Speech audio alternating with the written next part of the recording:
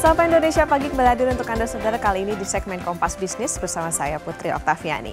2 hari terakhir saudara, kurs rupiah memang sudah menguat.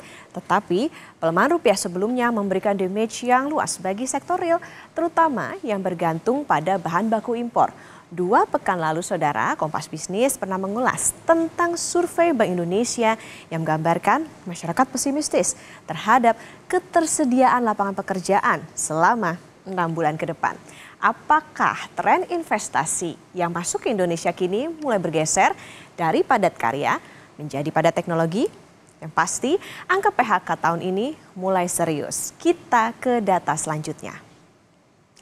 Nah, saudara, memakai data Kementerian Tenaga Kerja pada periode Januari sampai 19 Juni kemarin, jumlah pekerja yang terkena gelombang PHK ini mencapai 27.793 pekerja. Direktur Jenderal Pembinaan Hubungan Industrial dan Jaminan Sosial Tenaga Kerja Kemnaker, Indah Anggoro Putri, pada Kompas ID bilang, total pekerja yang kena PHK sampai akhir tahun 2024 bisa lebih rendah dibandingkan dengan tahun lalu. Kalaupun ada kenaikan, jumlahnya hanya sekitar 20% dari angka yang sudah ada. Nah, sebagai informasi saudara, sepanjang 2023, total pekerja yang terkena PHK ini tercatat sekitar 60.000 orang. Lalu provinsi mana yang angka PHK-nya tidak baik-baik saja? Kita ke data selanjutnya. Jawa Tengah ini jadi provinsi yang sempat diharapkan tumbuh bagi industri padat karya, saudara. Nyatanya, salah satu wilayah pusat pertumbuhan ekonomi ini juga menghadapi rutinitas PHK. Nah, buktinya saudara, dari Januari sampai Juni 2024, ini ada 7.437 orang yang kena PHK. Catatan merahnya, jumlah itu bahkan hampir mendekati total pekerja yang terkena PHK pada tahun 2023, yakni sebanyak 8.588 orang. Nah, terlihat ya gambaran seriusnya PHK di Jawa Tengah.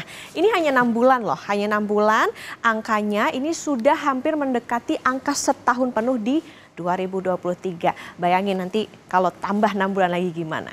Nah, penyebab PHK ini kan sangat beragam saudara. Ada kurs yang fluktuatif, kesulitan beroperasi, gagal bayar tagihan listrik. Lalu penyebab paling serius yang harus jadi perhatian pemerintah, yaitu sulit bersaing dengan produk impor hingga akhirnya tutup usaha. Nah, ini adalah salah satu masalah yang penting dan harus dicari solusinya oleh gubernur yang akan bertarung di Pilkada Jawa Tengah. Mudah-mudahan ya ada program konkret penciptaan lapangan kerja. Tentang sektor apa aja yang kena PHK, kami punya data berikut ini. Nah, sektor mana saja yang marak PHK nih saudara? Ini ada tekstil, garment, alas kaki, sampai penyamakan kulit. Nah, ini menjadi sektor yang paling banyak diterjang badai PHK.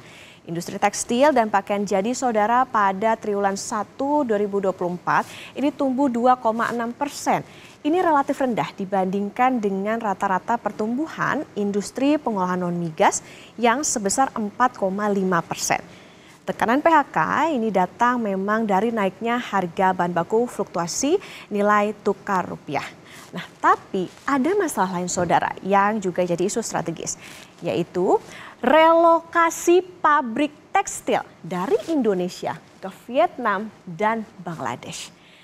Nah, inilah wajah ketika industri padat karya terpukul saudara. Efek domino ke penyerapan tenaga kerja turun tajam dibandingkan dengan sektor jasa.